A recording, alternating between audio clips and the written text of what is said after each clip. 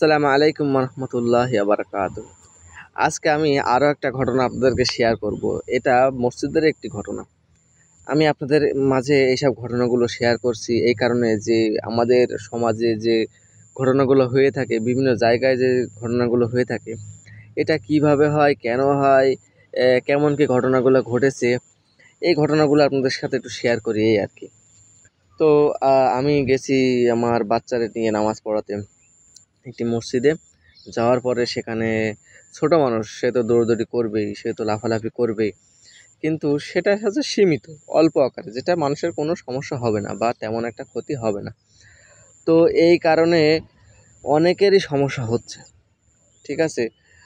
মানুষজন যখন নামাজ পড়ে, অধিকাংশ মানুষই, আমি আমার কথা বলছি এবং অন্য সবার কথা বলছি, বর্তমান যে জামানা, দু একজন বা ৫-১০ জন মানে এরকম থাকতে পারে যারা নামাজে একদম ধীর স্থিরভাবে থাকে, নামাজে একাগ্রতার সাথে থাকে, নামাজে একদম আল্লাহর সাথে সম্পর্ক এমনভাবে থাকে। তো আমাদের কিছু মানুষ আছে যারা, আমি সহ অনেকেই নামাজে গেলে আমাদের দুনিয়াবি চিন্তা মনে হয়, দুনিয়াবি কথা মনে হয়ে যায় যে আমরা এই কাজটি করব, আমার জোনে যেতে হবে, আমার জোন ঠিক করতে হবে, আমার ক্ষেত পরিষ্কার করতে হবে, আমার চাকরিতে যেতে হবে, আমার বাজার করতে হবে, তারপরে আছে আমার কে টাকা দিল, কার কাছে টাকা পাবো, কি কিনতে হবে। মানে যে যে পেশায় নিয়োজিত, যে যে কাজ করি, আমাদের নামাজে গেলে আমাদের সেই চিন্তাগুলোই আমাদের মাথার ভিতরে আসে। এটা যদি, আমার কথা যদি আপনাদের বিশ্বাস না হয়, তাহলে আপনারা মিলিয়ে নিন আমার কথাগুলো, যে আমরা নামাজে গেলে আমরা কি, যে যে পেশায় আছি, যে চাকরিজীবী, সে মনে করে আমি কখন ডিউটিতে যাব, আমার কখন কাজ শেষ হবে, যে কৃষক তার সেই চাষবাসের কথা মনে হবে, যে ব্যবসায়ী সে মনে করবে যে তার যে টাকা পয়সার লেনদেন আছে সেটা আমি কিভাবে পরিশোধ করব, কিভাবে নিয়ে নিয়ে আসবো। তো যে যে পেশায় আছে সে সে পেশায় এইগুলোও তার নামাজের ভিতরে মনে আসে, তার মানে দৈনন্দিন যে কাজগুলো করে থাকে সেগুলো তার নামাজের ভিতরে মনে আসে।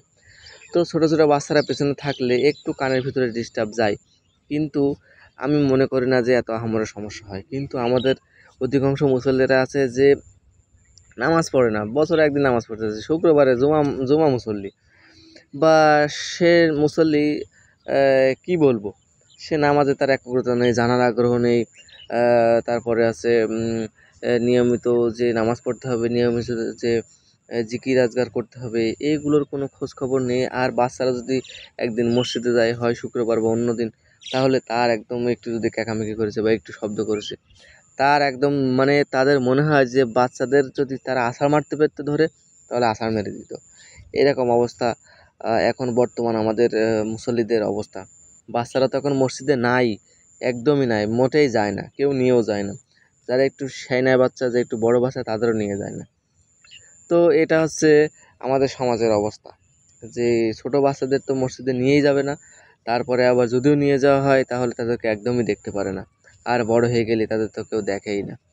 আর বড় হয়ে গেলি, ওই যে একটা গল্প আছে যে লাট ডোগা যখন ছোট থাকে তখন যেমনি দিয়ে দেবেন সেমনি চলে যাবে, আর যদি বুড়ো হয়ে যায় তাহলে অন্যদিকে দিবেন আবার চলে আসবে। ঠিক তেমন ছোট বাচ্চাদের আস্তে আস্তে অল্প অল্প করে মসজিদে নিয়ে যাওয়ার দরকার হয় এবং নিয়ে যেতে হয়, তাহলে অনেক ভালো হয়। আর যদি বাচ্চাটা যদি একটু কেইমেই করে তাহলে একটু বোঝাতে হয়, তা না হলে এই যে তাদের সাথে এরকম করা হয়, তার বাপ মার সাথে এরকম করা হয়, তাহলে এটা অবশ্যই ঠিক না। তো মূলত আসলে এই ছিল ঘটনা। আপনাদের সাথে এরকম ঘটনা ঘটেছে কিনা, বা আপনাদের মসজিদে এরকম ঘটনা ঘটে কিনা, এটা আমাদের জানাবেন। তো আসসালামু আলাইকুম রহমতুল্লাহি ওয়া বারাকাতুহু।